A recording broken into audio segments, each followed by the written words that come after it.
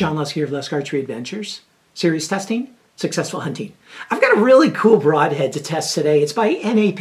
NAP's been coming out with a lot of stuff, and it's hard to keep up with all the different models that they're coming out with. But thanks to a buddy of mine, Jeremiah Taylor, who sent me a pack of these, I'm able to put these heads to the test. These are the NAP Endgame. Okay, I remember reading about these in a magazine and checking them out thinking, wow, that's a really intriguing design. So thanks, Jeremiah, for sending me a pack of these. And so let's zoom on in here, go through some of the design features and specifications, and then put this head to the test. And I'm going to be using my protocol for 2022. For a detailed description about that, you can read about it in the description right below this video and see how the head performed in each of the tests as well. Explain what I do, why I do it, and then what the score is and the price for the broadhead. All that is in the description below the video.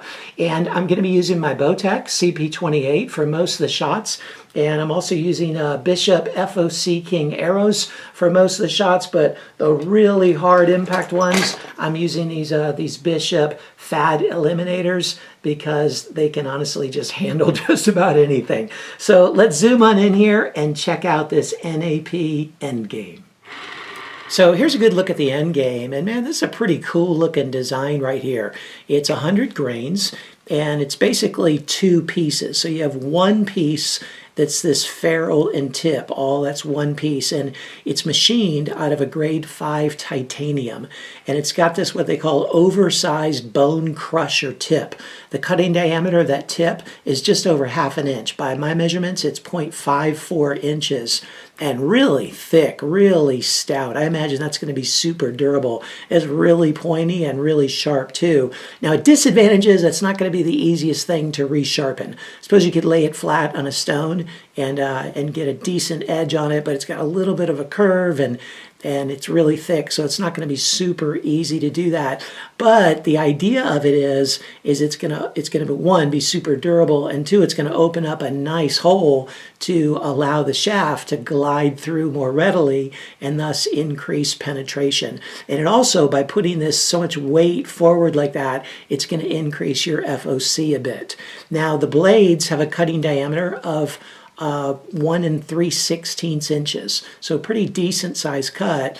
They're 0.031 inches thick, so pretty thin by today's standards. I suppose they're that way just to be able to make this weight of 100 grains. Now, I will note here too that I had to add an extra washer, okay, because there was a pretty good gap between the broadhead when it's screwed all the way in and the end of my arrow shaft. I'm not sure why there's a gap there, but I inserted just an extra little steel washer I had lying around so it would be a little bit more snug like that.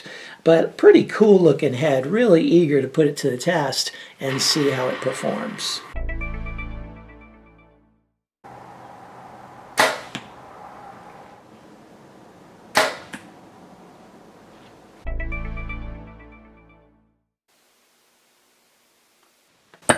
$300.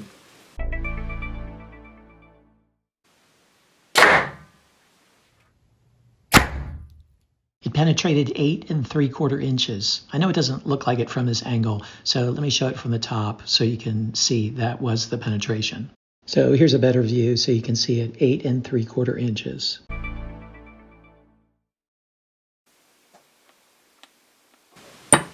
$400.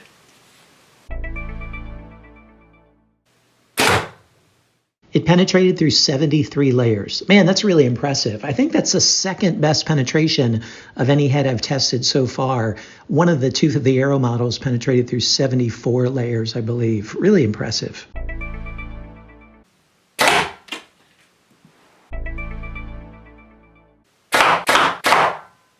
It's in perfect shape after 3 shots through the MDF. It held together very well through the steel plate. The blades are in excellent shape. The tip got a bit blunted and rolled over there. And here you get a good look at the static wound channel in the steel plate. And it's interesting because you can see the large center punch from that big chisel tip, but then the blades are pretty thin there. And so it's not a really impressive wound channel overall. It's just like a hole with 2 slits.